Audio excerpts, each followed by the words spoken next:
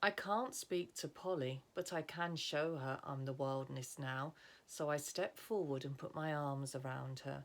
She struggles and thumps my chest and eventually wrestles free, but when she does, there are tears streaming down her cheek. Stop it, you can't make me feel better through hugs. She sits down with a thud on the grassy bank and slouches against a boulder. Anyway, it doesn't matter. I can't go on with you even if I wanted to. My foot hurts too much. Leaning forward to her swollen ankle, she gingerly rubs at it and winces. I kneel down to see how bad the bruising is. Straight away she cries out, covering it with her hands. What are you doing? Don't touch it. Polly smudges her tears away. You don't know what you're doing. Wait a moment, she says, and reaches into the sodden rucksack still clinging to her back. Rifling through the waterlogged contents, she eventually digs out her black notebook, curling and soaked right through.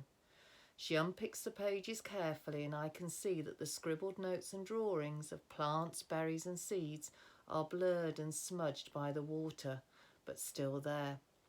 With that superior look on her face again, she hands me the book, open at a picture of a skinny-looking tree covered in so many leaves that it's bent right over and weighed down, the leaves drifting and trailing in a stream.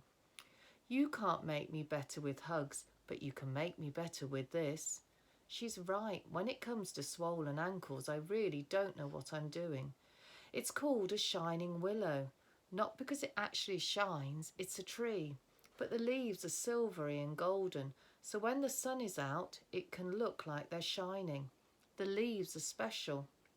They can make bruises disappear. The tree looks peaceful. Polly looks miserable and gives a miserable sigh. I don't know where to find one though, and you'll need lots for it to work. My ankle hurts. Those men are chasing us. We can't do this on our own. I can sense the stag stirring uncomfortably, but he has no need to worry. We don't need to find anyone else. I can help Polly. I need to make things up to her for losing Sydney. That's the job of a leader. A wildness. With a wave of my hand, I call the pigeons over, who land on my shoulders and head, peering down at the book. Yes, we know this tall home. We will find it for you. We thought you were never going to ask. The tall home that bends and shines is a well known for cures, but you will need more leaves than we can carry in our beaks. You must come with us. Yes, we were never going to ask you.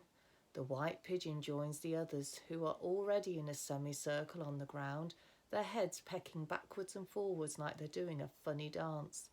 I turn to the stag, but I don't need to say anything. We will obey your command. Go with the pigeons, fetch a cure for the girl's foot. I will guard her here. You mean she can come with us to the city? There is a faint trace of a smile in the stag's voice. You are the wildness now. See how you begin to learn the power of the voice, the snake, the pigeons, and now me. See how we obey your word.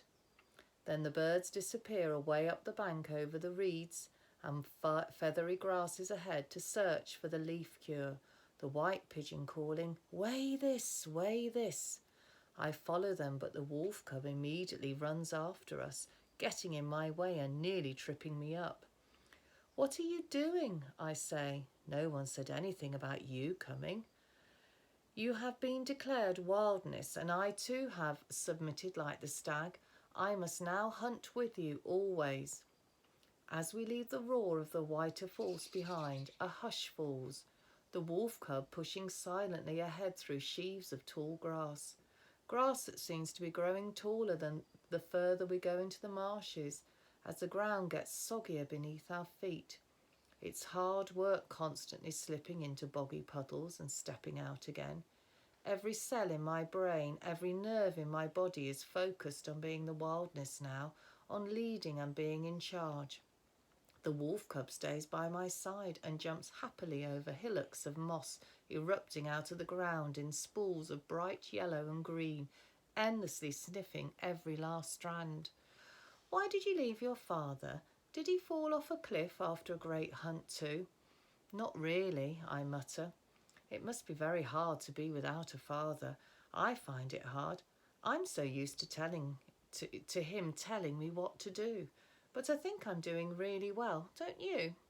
Yes, you're doing just great. Better than any other wolf cub without a father that you've ever seen. Yes, much better. The best ever. Some soil drops onto our head, and there is the white pigeon who has somehow managed to get filthy from the bog as well, high above our heads, hurrying us on. So why did you leave? The wolf cub asks again. I look down at the ground. I didn't want to. I got taken away from him. The cub seems proper shocked. Had you committed a great crime against your pack? Biting my lip, I look around for something else to think about. All the rubbery leaves and pale flowers and waving grass. But the cub swipes his paw at my leg, breaking my thoughts. His eyes are hard, his jaws set. I don't think a wildness is meant to have committed any crimes. You are the wildness now. You have to tell me. Look, it's not something I want to talk about right now. I turn aside and stumble on. I'm the wildness. I can do what I like. I don't have to answer or explain anything. We wander on in silence for what feels like hours, my hands dug into my pockets, my head full of thoughts that I don't want to be there. Finally, the cub speaks again, quieter this time, wounded. I have pledged your loyalty. Do you know what that means? No, not really. It means I will offer my life for yours if I have to. But I can only do that if I know who I am serving. You have to tell me those are the rules of a wild.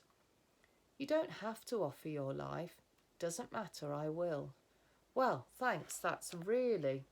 He leaps in front of me and stamps his paws, sending black mud flying everywhere. I don't want thanks. I want to know who I am serving. What did you do? What did you do that was so bad you got sent away to that place for a whole 6 years? You have to tell me. We stare at each other in silence, the only reply coming from the wind whispering between the reeds. Then there's a call from the rushes up ahead.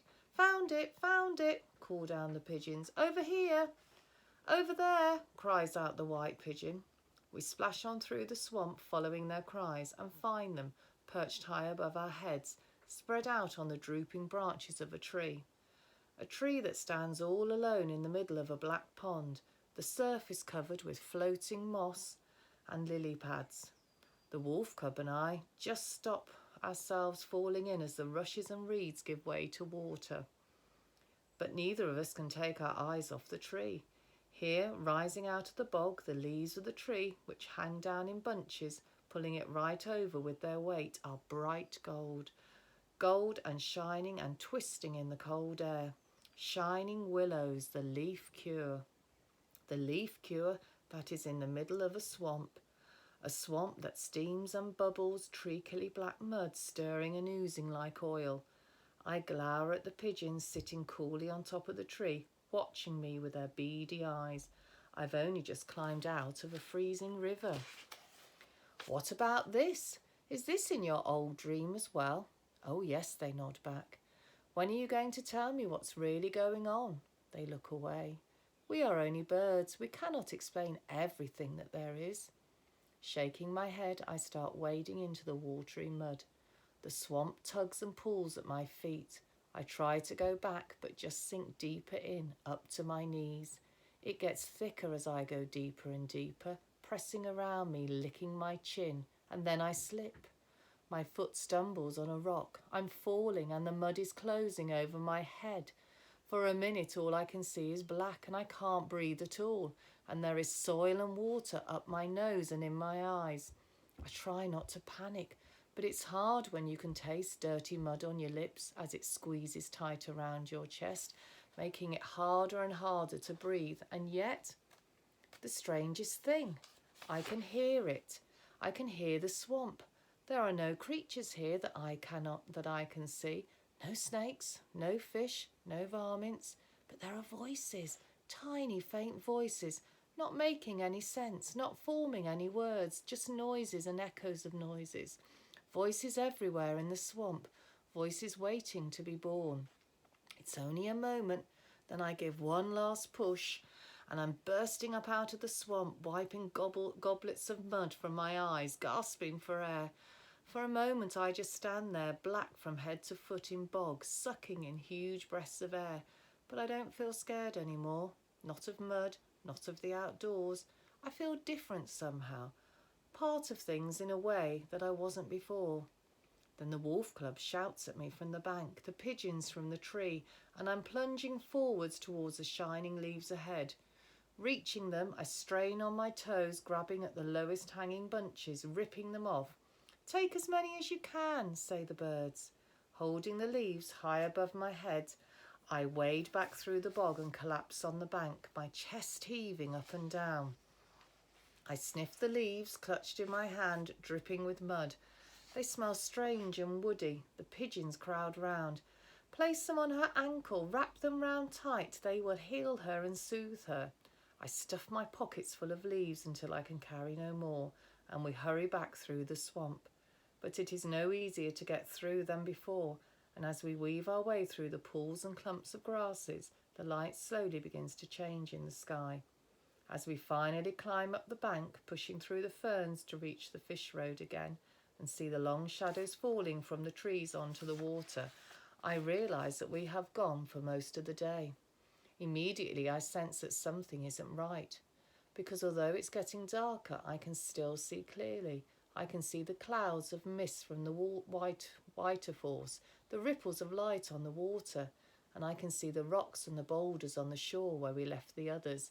I just can't see them.